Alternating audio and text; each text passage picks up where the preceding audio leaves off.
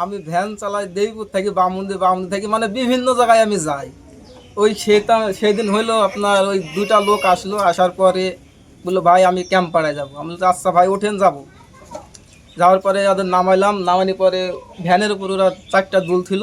ও তো আমিও খেয়াল করিনি, ওরাও খেয়াল করেনি। এবার আমি চলে আসি হচ্ছে আপনার প্রায় নজরুল টাওয়ার কাছে। আইসি ওদের একটা ভ্যানওয়ালা লাস্টে পেছের দিকে বলছে ভাই ভ্যানের উপর কারো একটা ব্যাগ থুয়েছে দেখেন।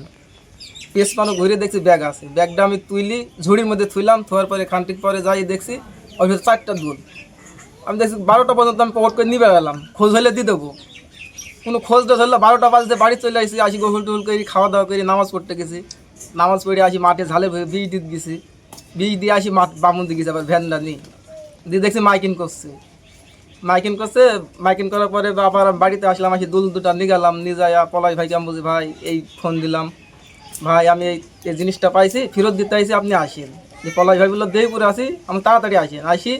পলাই ভাইকে জিনিসটা বুঝিয়ে দিলাম, ওদের বুঝিয়ে দিয়ে দিল জিনিসটা।